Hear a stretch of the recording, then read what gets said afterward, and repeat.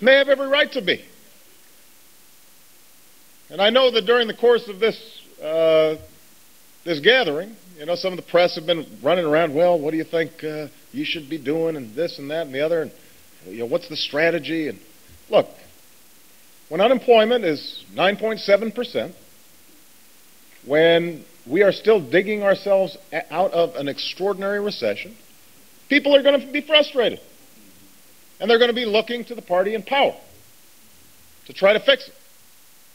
When you've got another party that says, we don't want to do anything about it, of course people are going to be frustrated. Folks are out there working hard every day, trying to meet their responsibilities. But all around them during this last lost decade, what they've seen is a wave of irresponsibility from Wall Street to Washington. They see a capital city where every day is treated like Election Day. And every act, every comment, every gesture passes through a political filter.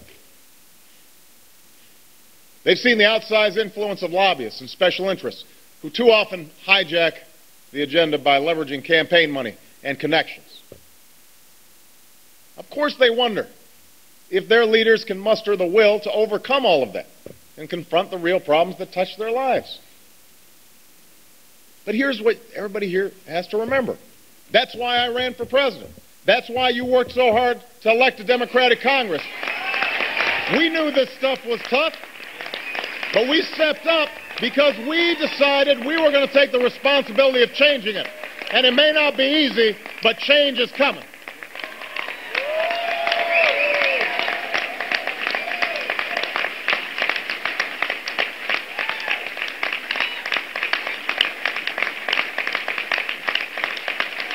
Look,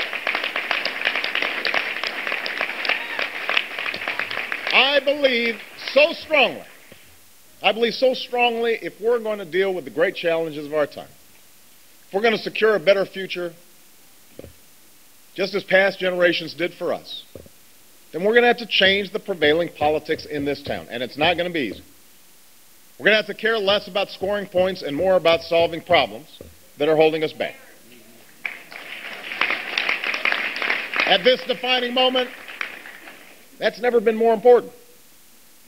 We can continue, for example, to be consumed by the politics of energy, but we know that the nation that leads the clean energy revolution will lead the 21st century global economy. We know that a failure to act will put our planet in deeper peril. We know that China isn't waiting, and India isn't waiting, and Germany isn't waiting to seize that future, and America can't afford to wait either. And I don't intend to spend all my time taking polls to figure out whether we're going to seize that future or not. We can continue to spin our wheels with the old education debates, pitting teachers' unions against reformers, and meanwhile our kids keep trailing their counterparts from South Korea to Singapore. But we know that the countries that out-educate us today will out-compete us tomorrow. We know that kids who are consigned to failing schools today will be condemned to lifetimes of lower wages and unfulfilled dreams. America can't afford to wait. And I'm not going to take a poll to figure out whether or not we're going to tackle education. We can continue to allow the same special interests who stacked the deck in favor of financial speculators in the last decade to block reform again in this decade. But if we've learned anything from the devastating recession, it's that we know that wise regulation actually can enhance the market and make it more stable and make our economy work better. We can't return to the dereliction of duty that helped deliver this recession. We know that to do so would be to put at risk our jobs, our families, our businesses, and our future. America can't afford to wait. And we can't look backwards. And yes, we could continue to ignore the growing burden of runaway costs of health care. The easiest thing to do right now would be to just say, this is too hard. Let's just regroup and, lick our wounds. try to hang on. We've had a long and difficult debate on health care. And there are some, maybe even the majority in this town, who say perhaps it's time to walk away. But here's the thing, Democrats. If we walk away, we know what will happen. We know the premiums and out-of-pocket expenses will skyrocket this decade, and the decade after that, and the decade after that, just as they did in the past decade. More small businesses will be priced out of coverage. More big businesses will be unable to compete internationally. More workers will take home less pay and fewer raises. We know that millions more Americans will lose their coverage. We know that our deficits will inexorably continue to grow because health care costs are the single biggest driver. So, just in case there's any confusion out there, let me be clear. I am not going to walk away from health insurance reform. I'm not going to walk away from the American people. I'm not going to walk away on this challenge. I'm not going to walk away on any challenge. We're moving forward.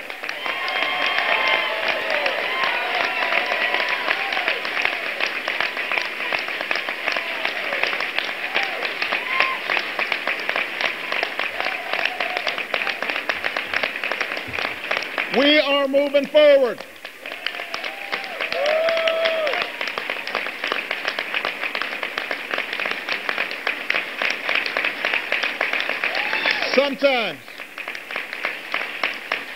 Sometimes we may be moving forward against the prevailing winds. Sometimes it may be against a blizzard.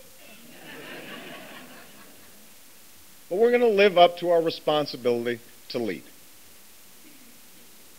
And I'm confident that if we stay steady, if we stay focused on all the people that we meet each and every day who are out there struggling, if we've got them in mind and we are working to deliver on their behalf, that in the end, that'll be good politics as well as good policy. It'll be good for America, not just good for Democrats. But in order to get any of these battles done, we're going to have to change the way that Washington works. Now, we may not get a lot of attention for it, but we've actually already begun to do that. We've reined in the power of the special interests with the toughest ethics and transparency rules of any administration in the modern era. We're the first White House ever to post our visitors online. We've excluded lobbyists from policymaking jobs or seats on federal boards and commissions.